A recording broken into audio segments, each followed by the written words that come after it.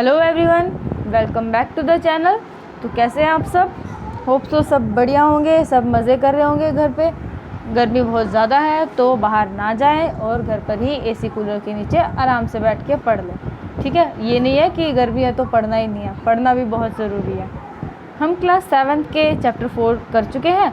आज हम chapter 5 start करेंगे, जो कि है अम्ल, क्षारक और लवण के बारे में। ठीक है, अम्ल होता है जो कि खट्टा होता है, क्षारक होता है जो कड़वा होगा, और लवण यानी कि लवणीय नेचर का होगा। हम जो घरों में यूज़ करते हैं बहुत सारी चीज़ें हैं, जैसे कि नींबू का पानी बनाते हैं हम गर्मियों में, संतरे का जूस पीते हैं, शक्कर है, सिरका हो गया, या फिर क्या हम खीरा खाते हैं और बूरा भिगो के खाते हैं, जो करेला होता है वो खाते हैं। तो इन सब का टेस्ट क्या सेम लगता है? नहीं, इन सब का टेस्ट कैसा होता है? अलग अलग होता है। तो अलग अलग टेस्ट है, तो इसी उसमें हमने क्या बनानी है, एक सारणी बनानी है, यानी कि पदार्थ के नाम और स्वाद कैसा होगा। पदार्थ जैसे कि नींबू का रस है, वो कैसा होता है? नींबू का रस खट्टा होता है, संतरे का रस खट्टा होता है, सिरका ये भी खट्टा होगा, दही भी खट्टी होगी, इमली भी खट्टी होगी, शक्कर कैसे होगी? मीठी होगी। नमक कैसा होगा? नमकीन होगा। आंवला खट्टा होगा। खाने का सोडा कड़वा होता है। ठीक है, अंगूर खट्टे होते हैं, कच्चा आम खट्टा होगा, और खीरे का ना तो वो खट्टा होता है ना ही वो मीठा होता है ना। अब हम देखते हैं अम्ल और क्षारक होते क्या हैं, डेफिनेशन के अकॉर्डिंग, जो हमें एग्ज़ाम में लिखनी पड़ेगी। जैसे कि दही, नींबू का रस, संतरे का रस और सिरके का स्वाद क्या था? खट्टा था। अब इन पदार्थों का स्वाद खट्टा क्यों है?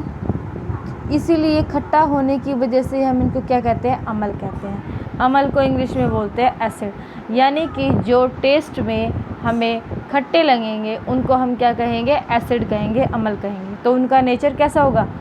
एसिडिक, यानी कि अम्ल का नेचर अम्लीय है, एसिड या फिर एसिडिक कह सकते हैं।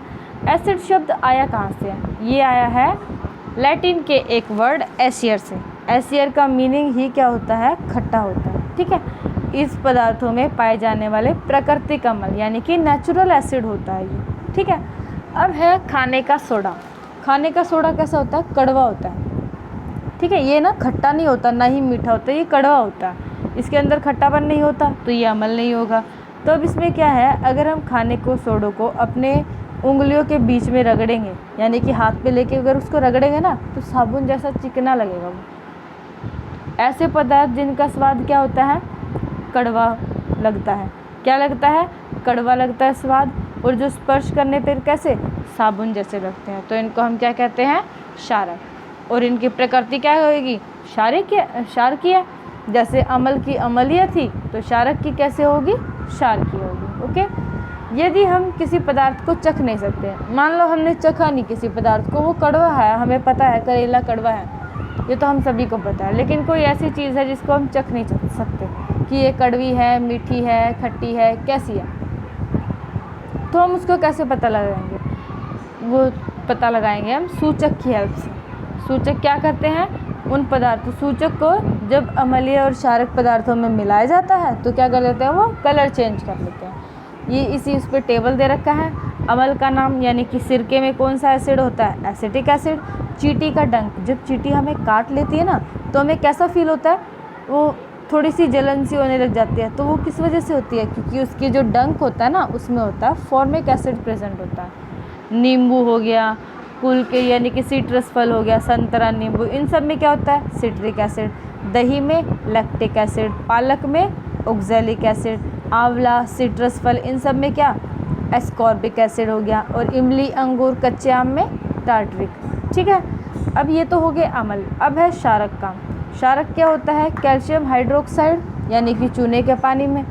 खिड़की के कांच आदि को साफ़ करने के लिए जो हम यूज़ करते हैं क्लीनर, उसके अंदर क्या होता है? अमोनियम हाइड्रोक्साइड होता है।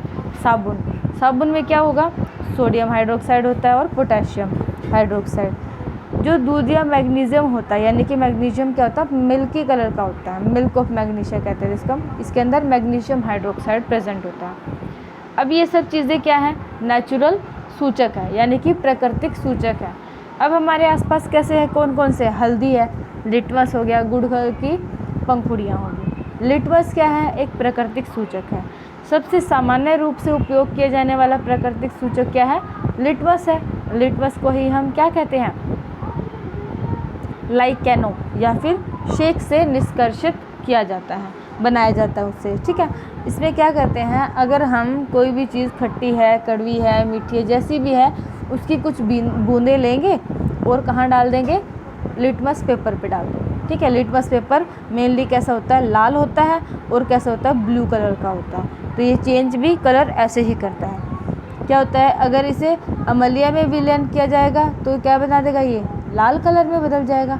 अगर क्षारीय में बनाएंगे यानी कि कड़वे में बनाएंगे तो कैसा बना देगा? नीला कलर बना देगा, ठीक है। यह लाल और नीले लिटमस पत्र के रूप में ही उपलब्ध होता है। ओके, अब है एक एक्टिविटी है। क्या करना है हमने? प्लास्टिक का बाउल लेना है, यानी कि जो होते हैं ना प्लास्टिक की कटोरियाँ वगैरह, वो लेना है। उसमें क्या करना है? हम नींबू का रस डालना है, यानी कि लेमन जूस। ड्रॉपर की सहायता से उपयुक्त विलयन की, यानी कि जो नींबू का रस है उसको ड्रॉपर से लेना है और लिटमस पेपर पर डाल देना है, ठीक है, लाल लिटमस पेपर पे। अब क्या हमने देखना है कि कलर चेंज होगा कि नहीं। अब यही हमने किसके साथ करना है? नलके के पानी के साथ, दूध या मैग्नीशियम के, साबुन का विलयन, सिरका, इन सब के साथ देखना है और चेक करना है कि उन सभी का कलर चेंज होता है या फिर नहीं होता है, ठीक है। अब ये तो हो गया, एक कड़वा हो गया, एक क्या हो गया? खट्टा हो गया। जो खट्टा होगा वो अम्ल होगा और जो कड़वा होगा वो क्या होगा? क्षारक होगा। अब कुछ ऐसे भी तो होंगे ना जो हमें कोई भी टेस्ट नहीं देंगे, ना तो कड़वे का और ना ही खट्टे का, यानी कि ऐसे विलयन जो लाल और नीले लिटमस पत्र के रंग को परिवर्तित नहीं करते। परिवर्तित नहीं करेंगे मतलब उदासीन कहलाते हैं। ऐसे पदार्थ ना तो अम्लीय होते हैं, क्योंकि अम्ल किस में बदलता है? लाल में, और क्षारक किस में बदलता है? नीले में। तो ना तो वो अम्ल होंगे और ना ही वो क्षारक होंगे। वो क्या होंगे? उदासीन। उदास बैठे रहते हैं ना, उसके पास कुछ भी नहीं है, ना कड़वा है और ना ही खट्टा है। इससे आप याद रख लोगे। अब एक एक्टिविटी है। अब सब जब खाना खाते हो, बाय चांस अगर आपके कपड़ों पे सब्जी गिर जाती है, अगर उस पर क्या हो जाता है? येलो कलर आ जाता है, हल्दी का कलर आ जाता है। अगर हम उसको वॉशिंग पाउडर से वॉश करते हैं तो क्या होता है? उसका कलर चेंज हो जाता है, यानी कि येलो से वो रेड में कन्वर्ट हो जाता है। तो ये क्या है? एक हल्दी एक प्राकृतिक सूचक की तरह काम करती है। अब इसमें क्या करनी है? हमने लिस्ट बनानी है, यानी कि नींबू का रस, संतरे का रस, सिरका, दूध या मैग्नीशियम, खाने का सोडा, चूने का पानी, शक्कर और नमक, इन सब में क्या करना है? हल्दी का इफ़ेक्ट देखना है कि हल्दी से उसमें कैसे कैसे कलर के चेंजेस आएंगे। ये तो हो गया हल्दी का। अब है गुड़हल की पत्तियाँ।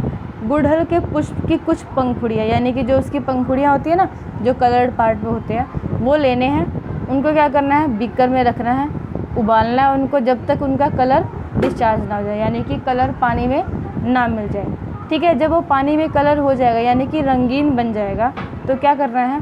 5-5 बूंदें उसकी लेनी है और उसको किस में मिलाना है?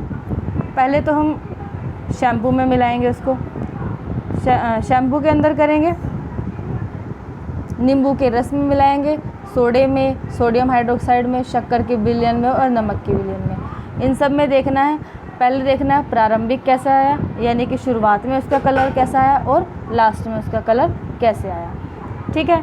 ये देखो, अगर हम अमल में मिलाएंगे तो उसका कलर कैसा आएगा? मर्जेंटा कलर आएगा। कैसा कलर आएगा? मर्जेंटा आएगा।